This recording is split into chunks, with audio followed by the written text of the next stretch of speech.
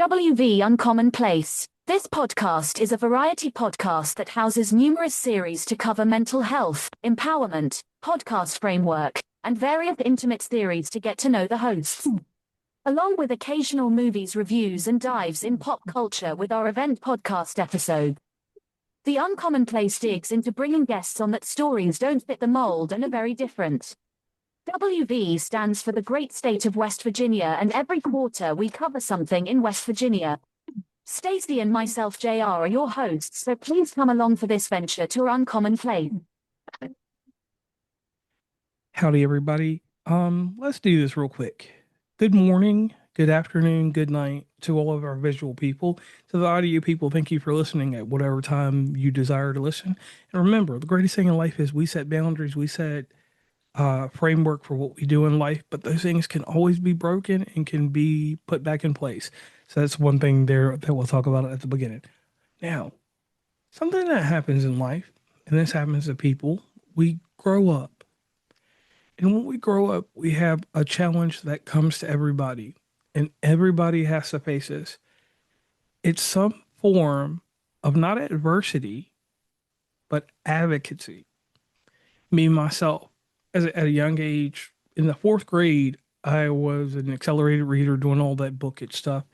So the way that I learned about the first bit of advocacy that I would ever do would be that I would go back to the first grade, even though I was in the fourth grade, and help people learn how to read, younger children learn how to do that. So that was my first bit of advocacy. And I didn't realize what I was doing until I was older. And I didn't know that I was reaffirming that being literate is something you should do. The guest that we have on here today has a resilient way to resonate, emotionally, thoughtfully, and inspiring. Her conversation or her medium is being an author, but being an author carries so much stigma in this day and age now because of artificial intelligence and not knowing if a person is truly authentic or not authentic. But inside of her magical world of writing, T.L. McCoy will let you know with Delilah versus the Ghastly Grimm that you can be on a journey as a writer. You can be on a journey as someone that's advocating for people with disabilities. You can be on a self-discovery journey. You can be on a journey that takes you beyond yourself and makes you the greatest thing you can do in life. And this is an achievement that not everybody can get to. And that's selflessness. We can always be selfish. And I did say selfish and selflessness. And T.L. McCoy, before she gets on here and introduces herself, you can tell through the writing and through everything that she is trying to do in this world that a selflessness came from somewhere. So my question to you, Miss McCoy, is this: where did this selflessness come from, and what started the advocacy bones in your body?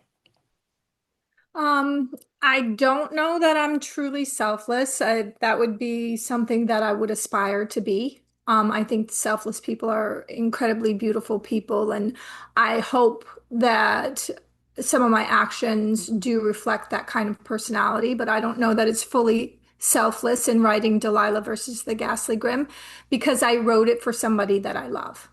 I wrote it for my grandchild. My grandchild was diagnosed in her first year of life with what's called Dravet Syndrome. It is a catastrophic seizure disorder. It kind of works on a spectrum, almost like autism, where some of the kids can be very high functioning, and then some of them will require lifelong care. The seizures can be extremely serious, they can be life threatening. And it was a very scary diagnosis. In fact, when she had her first seizure, I'm actually a nurse. When she had her first seizure, the very first thing that kind of came into my mind, because she had it at such a young age, which is a red flag for this disorder, was please don't let her have this disorder, because I knew it could come with a cascade of issues, speech issues, physical issues. And so I knew it could be something that would change our lives and make, you know, you almost grieve of what you have in your mind as to what a person will be in life. So I knew that was a possibility. So she was diagnosed with Dravet syndrome, and I came across a study that said that there weren't a lot of books on the market for kids with disabilities. And I was writing a book, an adult book at the time, and I was in a program and came across that study. And I shifted gears to write this because I felt like it just needed to be done. The study I'd read came from the Cooperative Children's Book Center that said it was only like 3.4% of children's books feature a disabled protagonist. And in my opinion, that's not nearly enough. So I shifted gears and wrote Delilah versus the Ghastly Grimm as an exciting, adventurous kind of story that middle grade kids would love to read, but also something that would be inclusive, that would empower kids like my grandchild. Okay. And I want to argue with you a little bit real quick. I want to tell you where the selfless notion comes in. You didn't think about yourself. You thought you may have had a selfish, um, let's say, feeling because it's your granddaughter and you want to save her, right? Yeah. But let me give you the selfless effort here. When you go into content creation and you create something and you being a nurse, you had that hard time when you had to take that NCLEX and you had to get through that and then become a nurse, correct? So in doing that, you did a selfless thing. It may have been selfish, the thought of that, oh, I'm going to make this kind of money. But here's the thing, and that's why I'm going to give you this is all going to relate in just a second. When you did that, you finished that, you went on, you were, you know, a graduate nurse and you were an RN or however far you've gone in your practice. The selfless thing is all the people's lives that you've affected. So you don't always see that. You may see it as a selfish thing because you knew a career that you could go into to help people. And there's no gratification in helping. It's a thought of that you're changing the world. And that's a selfless manner. That's something that can't be taught, manufactured, or given to you. So that you do have a selfless uh, build to you, even though you may not characterize yourself that way. Now, with your granddaughter, here's what plays in with her. With her, you knew diagnoses, you knew how to look at these things, and you knew what could happen. You know about the prescribed methods, but you went a step further. You looked at a way to communicate to her, which you may consider that selfish, but I can consider that the most selfless thing because when you were communicating to her, you never realized that you're going to communicate to a population that is not well represented, even knowing that that's a selfless act. So I want to give you that there. And with what you're doing in doing that, there's no consequence. You're representing people that are disabled and they're having a representation somewhere. So I want to thank you for being selfless once again, even though you're free. Hopefully that worked out there. But inside our culture, and I know this growing up, I just turned 40 on the 13th of this month. I remember growing up, and when I was growing up, there was I talked to you about previously about cerebral palsy in our little pre-call before this. The forceps causing a lot of those issues and different little things happening with that. So having something like this that is such a rare disease, correct? It is correct. Something so rare in having a good hit on you to think about how do I reach a child? And the thing you did was you went back to your childhood, I'm hoping, and a book came up. You didn't think about going to a tablet. I mean, I know you can read a book on a tablet, but you thought about the mode and means that make sense to your granddaughter and to yourself. Now, with you writing these books, my question to you is, do you feel now that you have answered a problem of that misrepresentation? Answered it, no. My goal is to do as much as I can to bridge the gap. But the gap is so huge that one person alone cannot fully answer that problem. It would take a group effort. There needs to be more out there, more people, more writers out there willing to produce work that is inclusive, that is representative. It's too big of a problem for me alone to handle. My hope is that there will, by spreading awareness with a book, that others will recognize the problem and then come on board and help address the problem. All right. Now, let's get into the aspects of this book. Character development. How did that start inside your book. And the reason I'm asking you this is because also the other selfless thing you do is when you give your techniques and how you've done it, it will inspire someone else to get into the creative mode to create something. And that could be something that's dual, or it could be something completely polar opposite, but it's the part of you being an author and having a style and a process. I do have a process and a style. I actually believe in writing very early in the morning. I think that when you first wake up, you're most creative. So I do write very early in the morning. When I create the characters, I do want to give them unique features that you, so when you're reading a line, even without a tag that specifies that it's the character, you will know it's the character because that's part of who they are. So some of the things I took from those around me, like for example, there's something that Delilah always says in the book. She always says classy. And I remember, and the reason why I put that in there is when my daughter was younger, it was one of my favorite things that she would say whenever she would roll her eyes at everything I said and just say classy to everything. And I said, one day I'm going to put that in a book. So then I did. And then some of the features come from Delilah. I actually often say, it's not my book. I was just kind of the vessel that wrote the book. It's really her book. A lot of what is in there is built around her. She's only 4 years old, so of course it's not fully built around her. It's a middle grade book. It was going to be too dark with there being life-threatening seizures in there for it to be for the younger kids. But I wanted there to be features about her in there. And then I think as an author, almost all authors pull a little bit of themselves, put a little bit of themselves in their books. You know, when you grow up, you experience events, you sometimes feel isolated and alone, and that is one of the things that the character feels because she feels different than others. And I have felt that way. So I put a little bit of that in there as well. So the characters are built around, I kind of let my mind drift into this imaginary world and want every character to feel authentic and real, even if they are in this fantasy place. Okay, and I like that answer. That answer plays very well. Now, let me tie in some more of the emotional aspect. Now, writing this book um, also is a bit of therapy, I know, because it's a stress reliever because you know that you're going to get your message out there and you know it's immortalized. It's something that'll be there, when we're all gone or when we're in whatever happens to us in the world.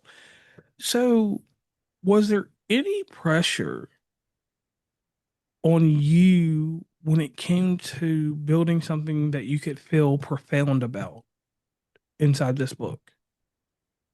Absolutely. A lot of pressure. I didn't want to release a book that was not going to be quality.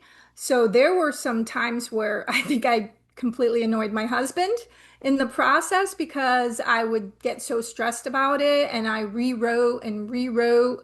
I think I did 30 edits on the book personally, and then it went through like two professional edits, one being from an award-winning writer and former literary agent, and then another editor, the editor of Hunger Games, actually edited Delilah Oh, versus the Ghastly Grimm. Yeah, so I really put a lot of pressure on making sure that it was going to be something that was at a professional level and polished.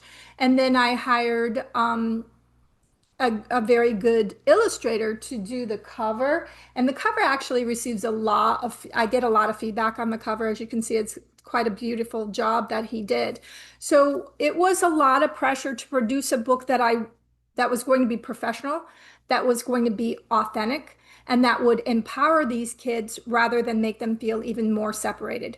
I have said many times that I feel like a lot of the problems with the inclusive books that are out there is many of them try to solve the problem. They try to cure the whatever the person has.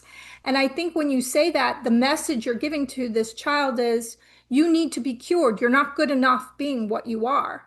And I did not want to do that with Delilah versus the Ghastly Grimm. Dravet syndrome is a genetic disorder. Most likely, she will have that her entire life unless technology improves and we're able to solve that problem. It could be something that she lives with her entire life. And I don't want her to feel like she's not good enough. And I don't want other kids who have it to feel like they're not good enough because they are. They experience more hardship than most of us at a very young age, and they develop some beautiful qualities because of it. So that was one of my goals, and I felt like that's a lot of pressure as a writer to produce work that will accomplish those feats. Okay.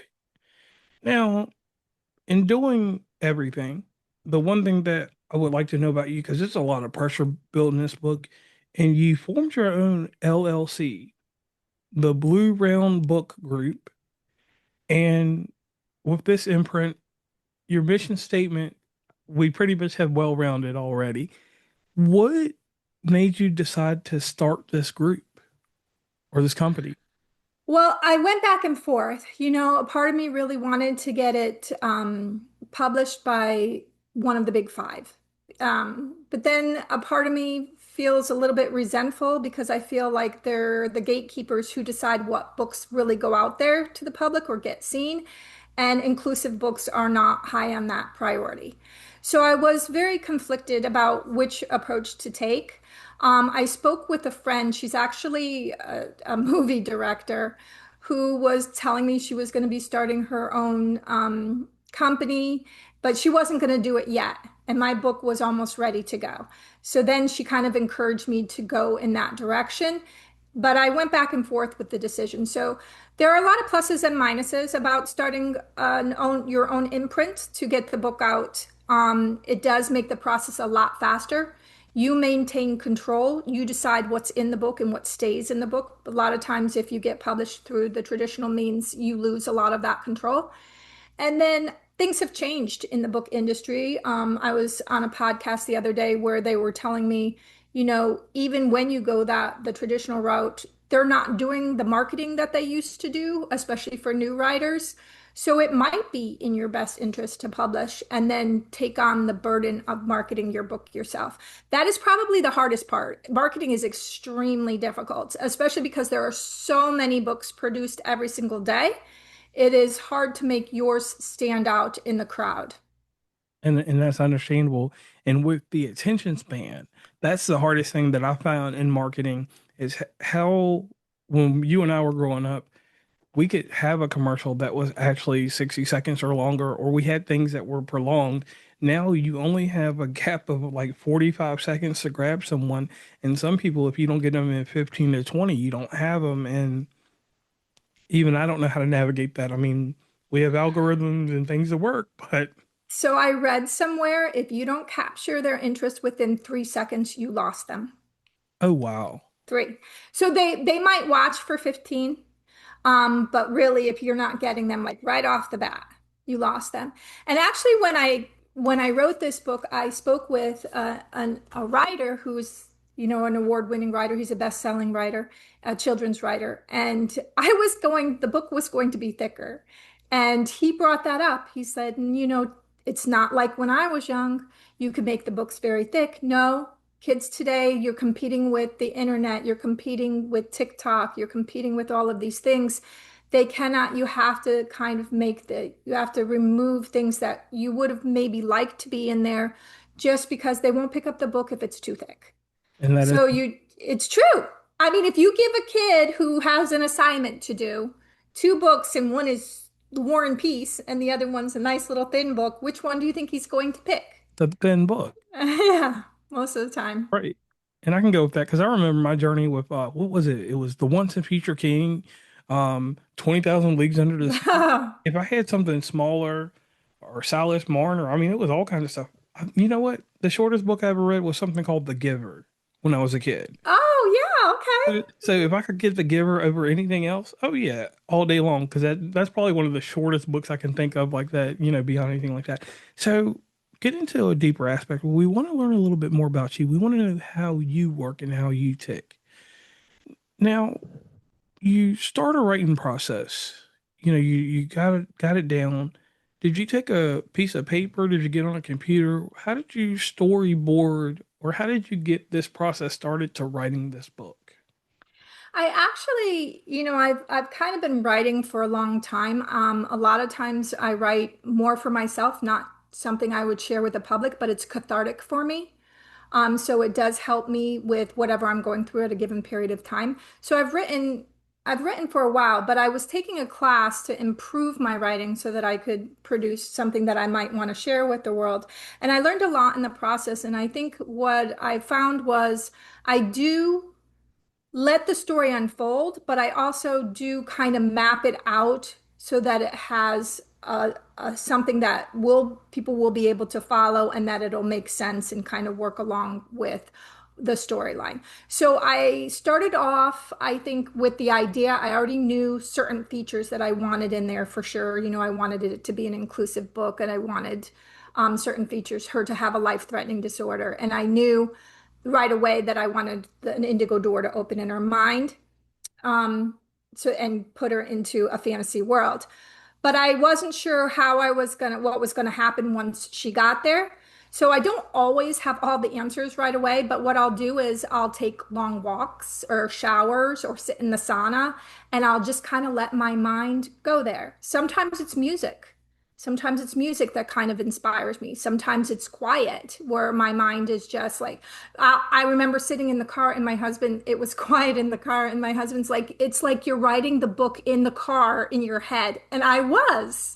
That's what I was doing. And then I'll pull out a piece of paper and I'll write notes.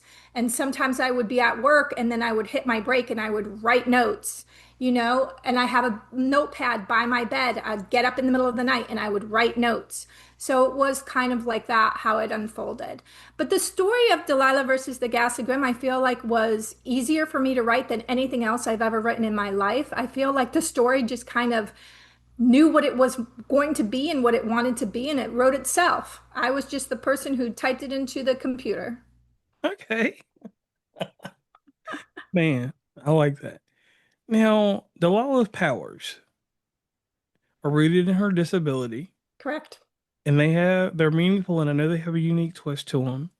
How did you balance the fantasy and the real world vulnerability inside your book? And it's going to tie into you in just a second. It's going to be a question I'm going to ask about you with that. Sure. So, I think children who experience, I used to be a school director for kids with disabilities, for school with kids with disabilities. And what you'll see is, they do face some level of feeling isolated and feeling different. So that is very much incorporated into the story. And that's a big part of where she starts off. And then she has this life-threatening seizure that lands her in the hospital. And while she's in the hospital, they place her in a medically induced coma. And the indigo door has opened in her mind. And so she's in two places at once. She's also in this fantasy world. And when they place her in this coma, the door disappears. And now she's trapped in this fantasy world. So her physical body is on Earth, but her spirit, her mind is in this fantasy world where she has to kind of learn to accept who she is as a person, to discover who she is as a person, and that she is a powerful person, and that she has, these great things about her that she maybe hadn't figured out yet. And she figures it out and grows in the process. And so it's a story of her finding herself and being empowered even with the disability. In fact, what I wanted to show was what others often consider a weakness, the fact that she has this disorder, it's actually her strength. And so that's kind of like the arc there that she goes through before she finds her way back to her family on Earth. Okay. Now, in writing that portion, how were your feelings and emotions contained? You mean, so I know that when my daughter, 'cause it's my daughter's child. Right. My granddaughter is my daughter's child, not my son's. When she started reading it, she did get somewhat emotional. And I know that my grandchild's other grandparents got emotional on certain parts of the book because, it can be a little bit realistic when you're going through those things. I know that there were times when I was writing the book where I felt emotional, like when you're putting the character through, if you're attached to the person that it's kind of based on, you start to feel those emotions. And I think that's okay because I think that's what makes it feel authentic. And I think readers know that there's truth in the story, kind of thing. So I allow myself to feel that. And I pour those emotions into the book because I think it makes it more real for the person who's reading it, and they get to experience a little bit of maybe what we're experiencing in life. Okay. Okay. Now, that's solid. Now, you do this, you work a normal job, you're a nurse, so that's a lot of pressure. You're a person that has to carry the weight of the world a lot. I want to know how you take care of yourself. When the glass is half empty or half full, how do you take care of that? So sometimes the glass is half empty. I mean, the glass is not always half full. Sometimes it's half empty. And there are times where I really feel that. I think this whole process has been actually difficult for me. You want, I think sometimes you can want things so much and you want them to happen so quickly that the pressures become difficult for you as an individual.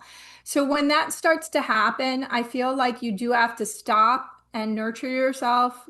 You know, I'm a person who loves to go for long walks. We have a nature trail kind of right outside my house, just a little bit away. So I take really long walks on the nature trail to kind of reset my mind. I do things like affirmations and try to use things like positive thinking. So when I start to feel like I'm getting down or depressed, those are some of the things that I will do to kind of change the way I'm thinking and address that issue. Depression, though, can be something good in the way that I feel like it does connect people. There are lots of people out there who are experiencing depression, and sometimes in that moment, you can connect with somebody else who is experiencing it, and you can find a way through it together. And in that way, you are joined to someone else. Okay. Hmm. I like that because that is a interconnecting thing and no negative connotation, but a positive connotation to that is something that is great outreach. And the audience that was a gem that's inside this episode. So please, whenever you listen or you're watching this, you remember that very moment that she just gave us right there. So thank you for that. Now, one thing I like to do in the show is, like I said, we kind of got well rounded with you there. I like to talk about the process of 24 hours or the first part of your day. So the first part of your day, what is the first thing you consume when you get up?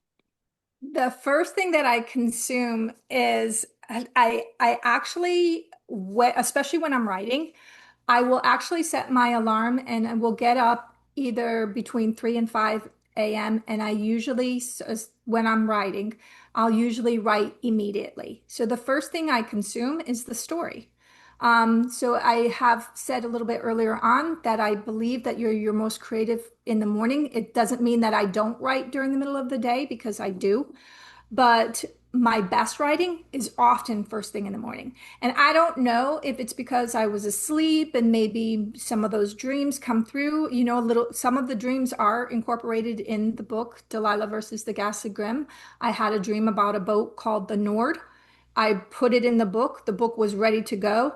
And right before I released it, I came across a website, the Nord, and they actually help people with disabilities. So I found that to be very strange. I'd never heard of them before. So some of the dreams and stuff get incorporated. And if I don't write first thing in the morning, I'll lose some of that. So I try to spend the very first part of my day writing, and then I'll eat breakfast. I love breakfast. It's my favorite meal of the All day. right. So in the middle of your day, or at some point in your day, all of us taking a bit of pollution. I told you about mine earlier about the email. I check my phone instead of getting on social media or the famous thing people call scrolling. I check email. That's my scroll, and I have to see what way business is going to go and how we're going to do things, and then I go from there. So, what is the pollution that you put in your body or you just put in your mind in your I day? mean, it's true. Like I mean, the computer is kind of a pollution in and of itself. So I immediately start on the computer.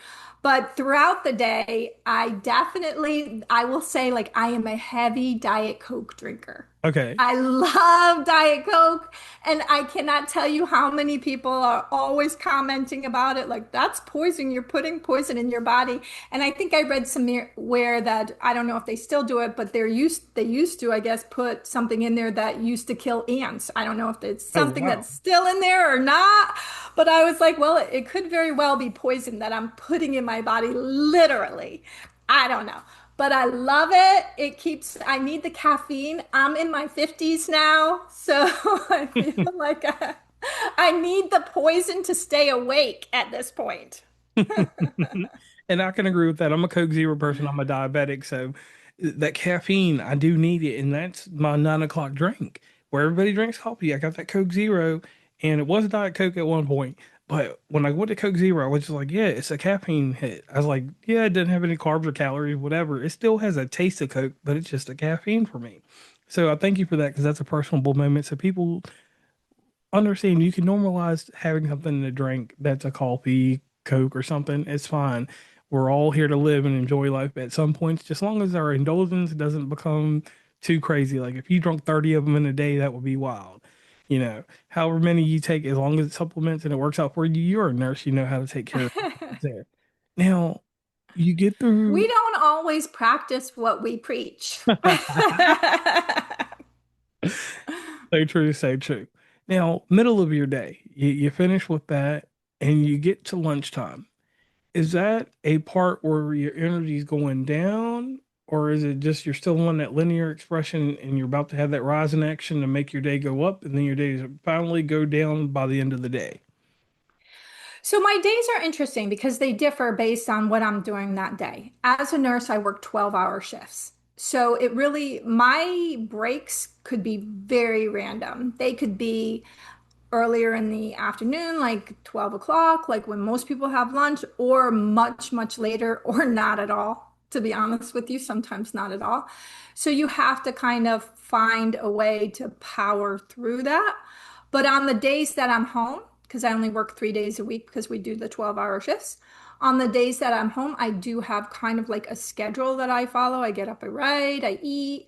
At lunchtime, I take my break, and then often I'll go for my walks because I like to take like a mile, 2 mile walk. And that is how I think reset and then find what I need to like do whatever I need to do for the rest of the day. I am a person that works pretty much from morning till night, especially right now because I'm in the middle of a book launch, and there's a Yep. lot that goes into that. And then, like, for someone like you, too, like a podcaster, I'm sure you're working around the clock quite a bit. And that's part of when you're a creative person.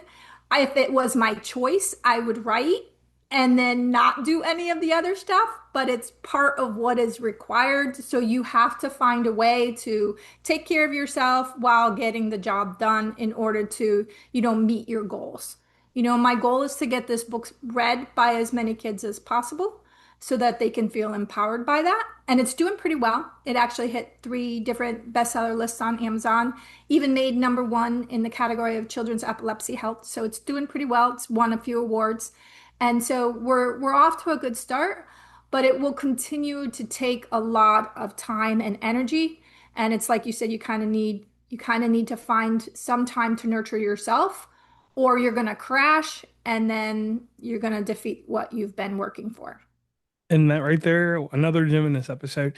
Now, I go a little bit deeper into this one thing with people, and I thank you for letting us get a little bit of personable with you there. One thing I want to tell you, like we already spoke about the selfless part, I want to tell you that there's a certain gratitude that I have to give you for what you're doing to help people in this inclusive space. For the simple fact that I've told you the stories of the people that I know and how they go through things and how creative energy, like you said, it has ups and downs, and you made it realistic. And that's something that people need to realize. It's not the same where we just one day just jump into it and everything is hunky dory and when everything's, a Disney cartoon at the very beginning when they were great. And I did say when they were great. And either way, the last question I want to leave you with before we jump into another bit is this. When it's time to write the legacy of T.L. McCoy, what do you want that to be? I'll be honest with you on this one. It is something that I think about as a human being. As when you get older, you start to see I'm no longer in the first part of my life. I'm probably not even in the middle part of my life. I might be towards the end of my life. So I want to be able to be at the end and look back and feel like at least I did some good in the world. That is my goal. I had this dream, and it's still my dream, that I'm in the hospital bed. I'm very old. I have the gray hair, and my grandchild is a little bit old. You know, she's older. She's either a teenager in her 20s, and she comes in the bed and she's with me. She's with me there, and she's with me as I pass. And it meant something to her that I wrote the book for her. And so that is my vision of my end, but I don't want it to just be something that has affected her life. I want it to affect other people's lives too. And so, you know, if it's not Delilah versus the Ghastly Grimm, I'm going to continue to write, and hopefully something I write resonates with the people who read the work, or even just acts of kindness every day could make a difference. I had a patient once, and it was just a little thing that I did, call me an angel. And I remember going home and I was like, that was like one of the best days of my life, just because she needed some kindness, and that's all it took to make her feel good. And that's why I say it's almost selfish, because by making her feel good, it made me feel good. It made me feel like I was making a difference in this world. And if I could end my years in that way, that is what I would want my legacy to be. And I thank you for that. Now, audience, tying everything up, I want to leave you all with this thing here. You can meet and greet TL McCoy across the internet, and she's going to provide us with a real quick shameless plug on where to meet and greet her across the internet and where the best space to pick up her book would be. Okay, so I have a website, www.blueroundbookgroup.com. You can, there, it is linked to where you could pick up the book, but the book is on Amazon. That's the primary place you can pick it up. It's also on Ingram Spark. Most of the time, librarians and teachers are the ones who use Ingram Spark. That's more often than not. And then I'm working on an audiobook, so Oh, that'll be coming out soon. okay. And thank you for telling us that. And people, please head over to the website. I like Amazon, but Amazon takes cuts here and there. And authors are people that need to have a living also. I love the process of that. And one thing that I want to include with our U.S. audience, please, please, please head over to your state library if you're close to one, which would be in your capital. Get the ISBN off of this book after you buy it and take it there. And when you give it to the library clerk, they will order a copy for that state library, and they will order it for every library in that county and that state that you've done that in. And that immortalizes the book. Why are you asking, is that important? Is this one simple thing? Too many times I've seen people publish books and their books never make it into a library. And I know that sounds crazy. That actually sounds like counterproductive to what you do. But in this day and age, people don't realize how much community comes from the library and how many activities that people that necessarily don't have certain infrastructure, because it could be places for dislocated people to be, or just anybody in general. A library is a place that has always been a community that has no connotation, has no stigma or anything to it. You come to the library, you find a book, you take it home, or you read the book while you're in the library. In some cases, depending on how you feel about your time in the library or how you express it. So please, I like that library experience to be something that still stays around in this day and age. So definitely immortalize this book, and then definitely go to the website and grab it. And if you have to, you can go to Amazon. That's welcome too. But the greatest thing that you can do with a book like this too is, once you've read it and it's something that you feel great about, let the author know.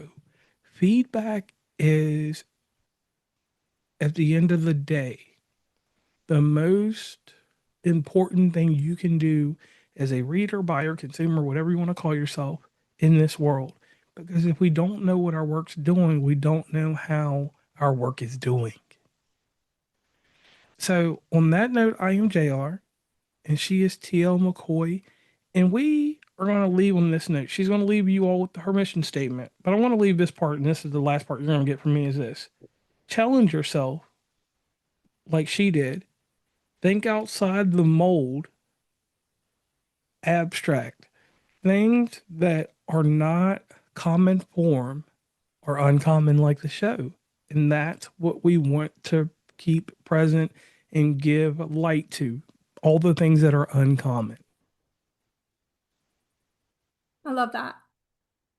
That's great. And I'll just add a little. I think everyone has a story inside them. So I would say, even if you don't want to share your story with the world, at least take a moment and jot your story down. It may be something your family members or those close to you want to share with at some point. And sometimes it's just something that helps you personally. Like I said, I like to write because it's cathartic. So you have a story inside you. And sharing that story in one way or another, even if it's like on a podcast or in written form, however you want to share it, I think that's how we often connect with others. We can connect through our stories and our experiences, and that's how we can improve the world too. All right. And I'm JR, and she is Teal McCoy, and we are signing off. Please follow WV Uncommonplace on Instagram, Tumblr, Twitter, TikTok, where we have some great content, Facebook, LinkedIn. Hit up the merch store at oncommonplace.square.site.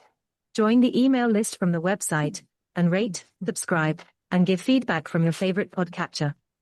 And lastly, thanks for listening, and tune into the next episode.